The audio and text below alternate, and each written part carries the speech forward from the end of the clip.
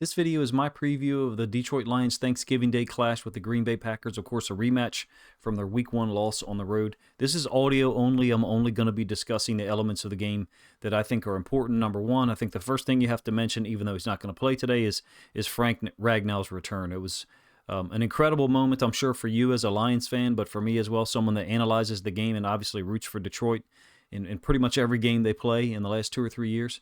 Hopefully he's fully healthy and in great shape. He has to be. There's no way that this decision was made impromptu, nor an attempt by him to, hey, let me get in on some more career earnings. The salary, I'm sure, is a factor. It is for us all, right? Whatever job or endeavor you participate in. I do think it's great that he didn't have to undergo the wear and tear on his body every week up to, week 12/13 or 14, whenever he returns. Immediate improvement to the offensive line, the function of things, the operation. I think it's unquestioned, he's the leader of that group up front, even though Sewell is the most talented guy and the guy who will get the most accolades, for his accomplishments, someday being a Hall of Famer. I do want to mention this. Perhaps it's been discussed before. I think he's got 2 years left on his contract, he being Ragnow, so 2025 and 26. That's a huge development. If he has success here this year on the field, well, he will have success on the field. He'll play well. But if he avoids any further injury issues, to have that added year available, that's something to look for, hope for, and perhaps dread maybe if you think that, he's just going to retire after this run no matter where it ends for 2025. I don't think so. I think the guy probably needed some time off for his body to heal or even get to 100%. We have no idea, what it was like for him moving around every day, in the off season, and then not being in Detroit, not being in the building, not working out and playing for so far in 2025. The injury to Mahogany to me looms large here. It had a trickle down effect in some ways, even though I think 74 had some good moments last week, specifically both of the big runs by Gibbs. He plays a factor there. Selfishly, there's a part of me that wishes this happened with Ragnow like 10 to 12 days earlier, and because Glasgow's out today against the Packers. So I wonder what the negotiation process was like. Perhaps Ragnow didn't want to come back and play 2 games in a 4-day stretch. Sunday against the Giants at home, and then this Thursday, against the Packers at home on Thanksgiving Day. He missed the first half of the season, but I just don't see any way that he doesn't come back immediately and be integrated into the flow, the operation of the offense from a structural standpoint. He'll be the guy that's in charge, just like he was last year. I know that doesn't really have anything to do with the game today, Glasgow being out and Cologne stepping in as the center.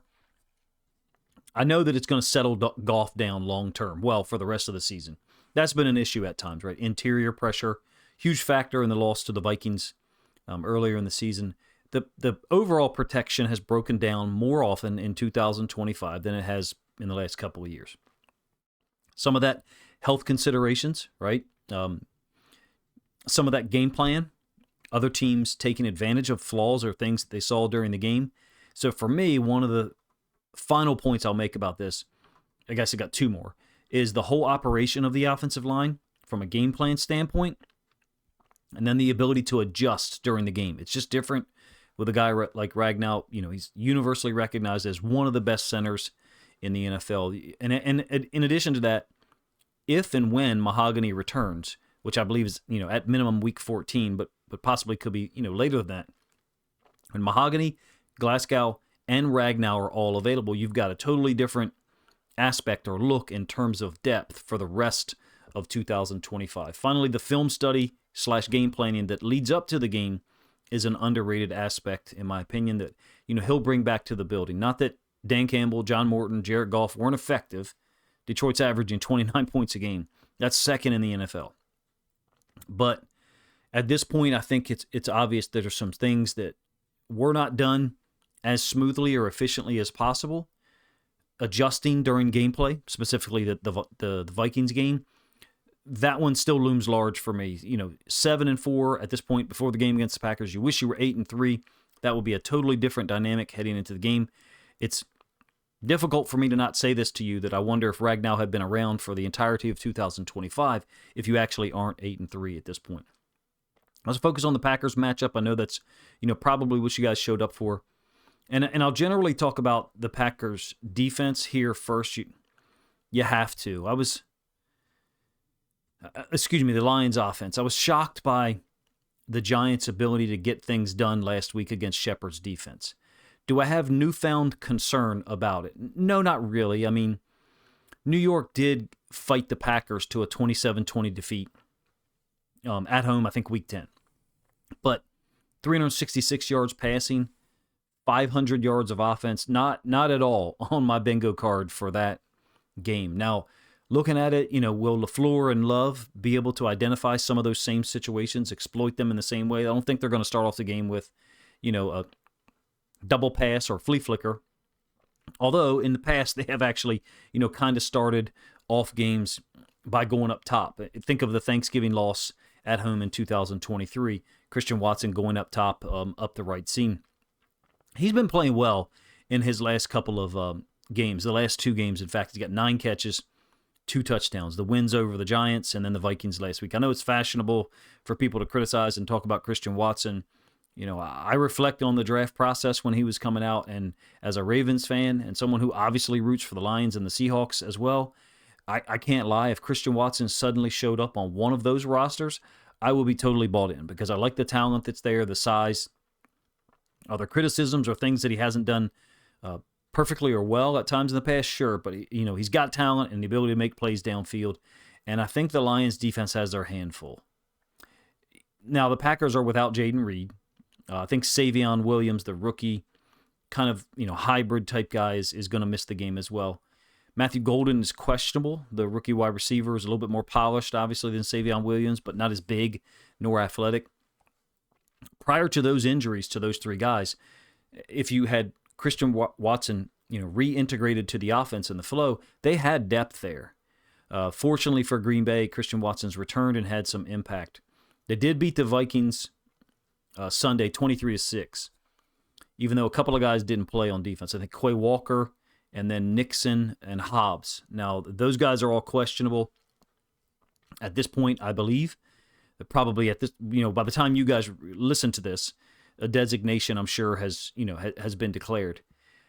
I think the Lions' offensive line injuries are significant, and Ragnow brings a boost of hope that everyone obviously needed. But man, this ends up being a tall task without Laporta, no Brock Wright, a Khalif Raymond, and now Glasgow being out. Presumably 74 is going to be at left guard again. Cologne at center. I will say that Cologne played admirably in Baltimore a couple of times when he had to fill in and play center years ago.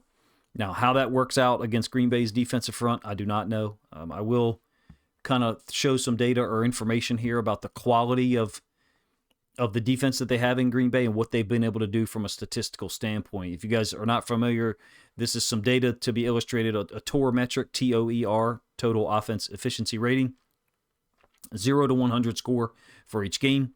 The Packers at 40 for their defense, their TOR allowed. Basically, they're leading offenses to be inefficient because of their ability to get to the quarterback. I think they have 29 sacks this year, play a lot of zone behind it, also limit big plays as a result. I kind of pulled this over to the far right-hand column. There's all their games.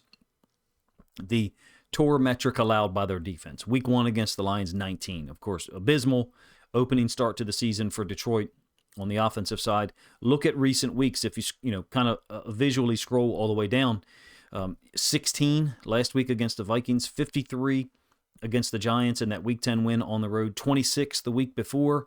So they've consistently been holding teams down from an efficiency standpoint on the defensive side. And in fact, you can see they have 3 games below 20 from a defensive standpoint and 5 games below 30. These 2 defenses do match up well against each other. I'm talking about the Lions defense under Kelvin Shepard and then the Packers defense.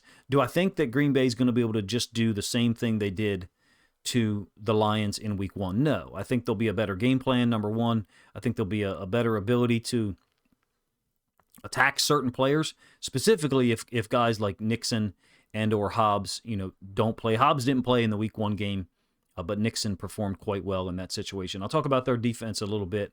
They stopped the run in week 1. That was a long time ago, but some of the same issues, inability to get vertical or horizontal movement on run concepts, also inconsistency in pass pro, some of those issues have popped up, over the rest of 2025 for Detroit.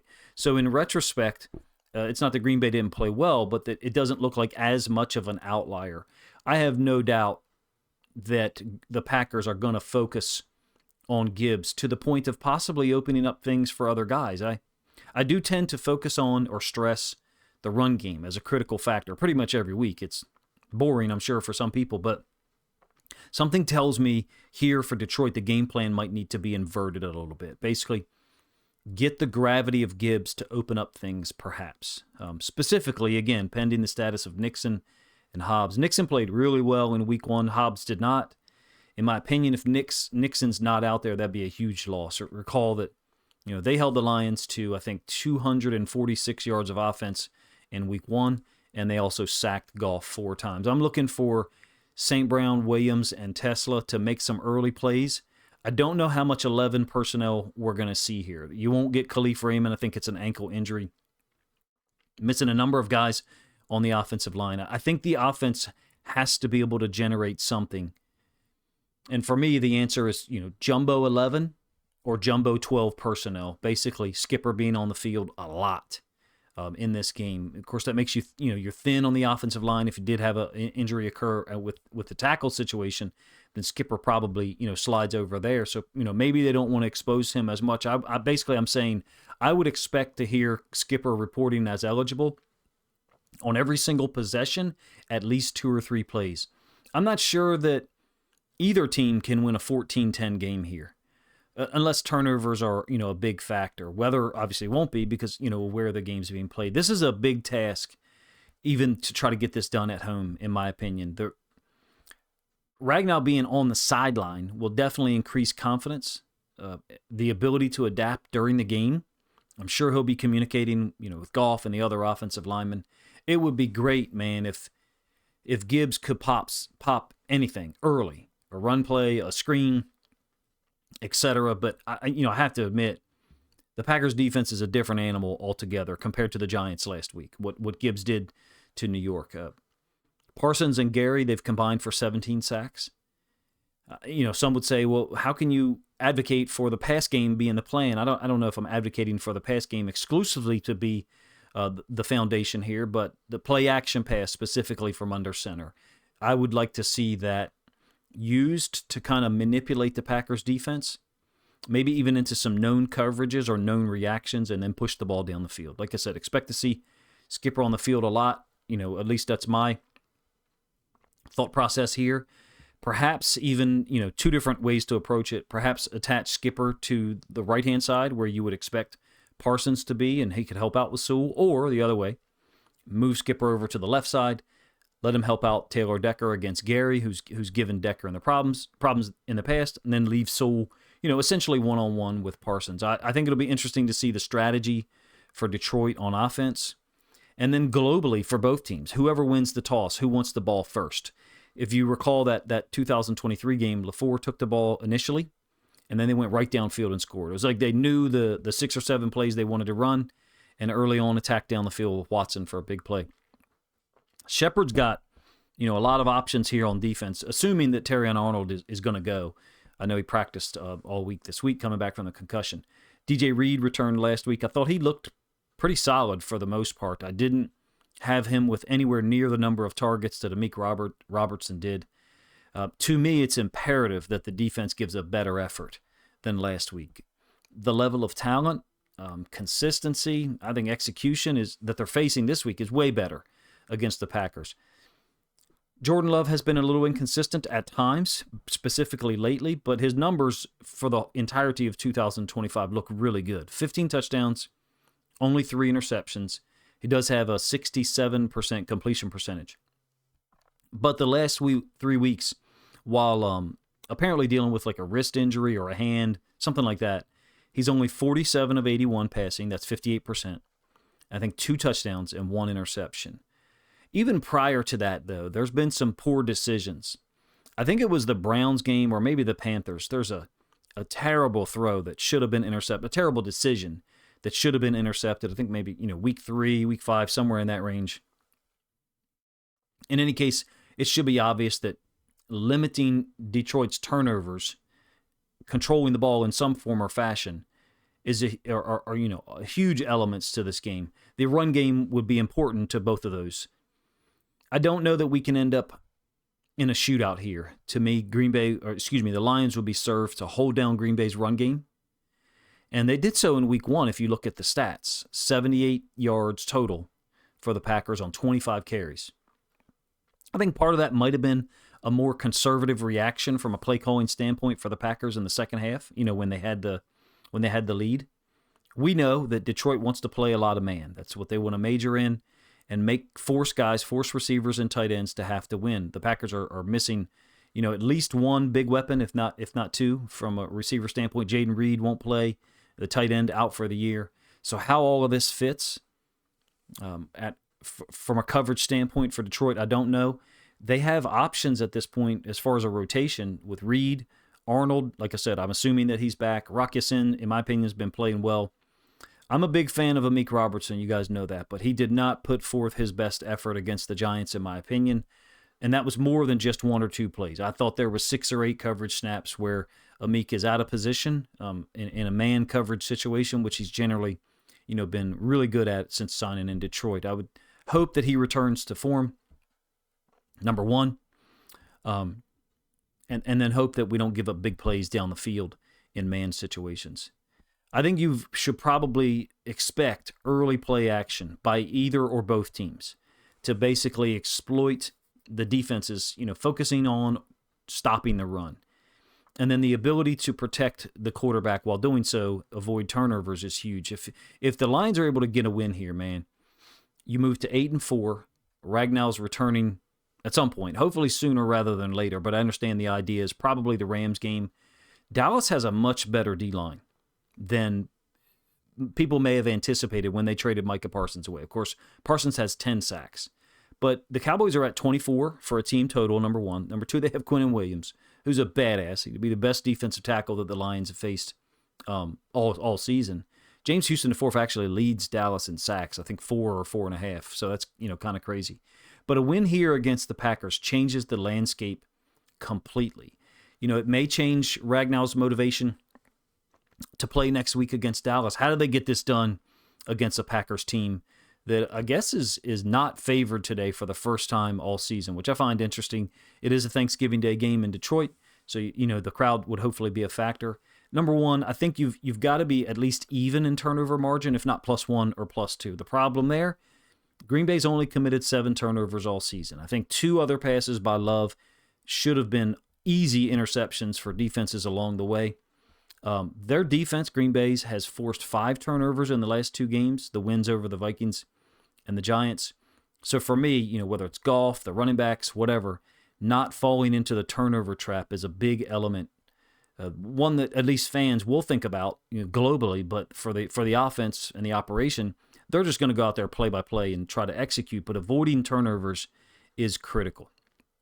The interior offensive line versus D-tackle matchup, it might be just as important as the pass pro against the edge defenders. I know that sounds silly, but the reason why I mention it is because 74 is the left guard, Cologne the center, and then Radledge, who played well last week, as the right guard.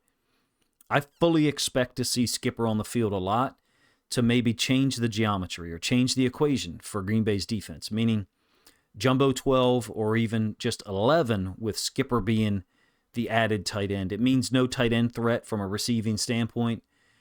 But what tight end do you really have? What tight end threat do you really have anyway? With no Laporta, no Brock Wright, and Ferkser, I forget the other tight end's name, Swelly, I think, or Sweely, will be in.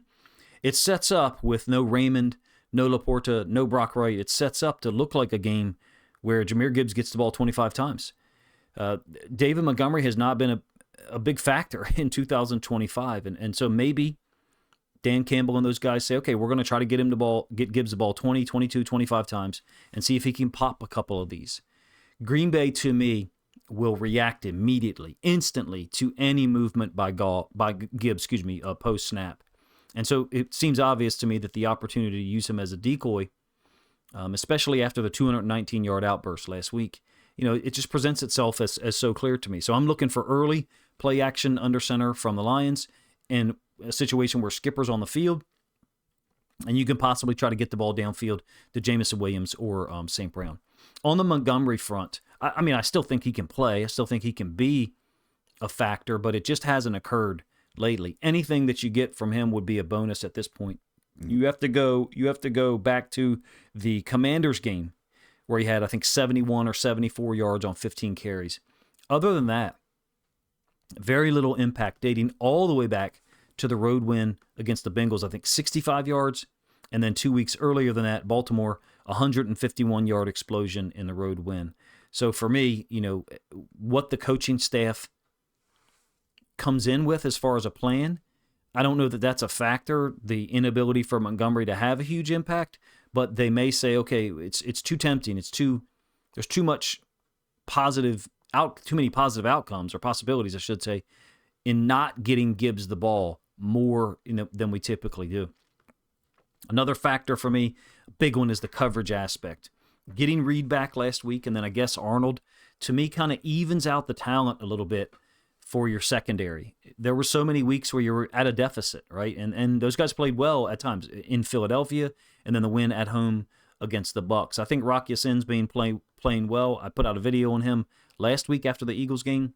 If you guys are interested in, content that's Lions related, I have a shit ton of it that I've put out lately, even after the Eagles loss. So I'll link some of that up in the description if this preview isn't, enough for you on your Thanksgiving morning.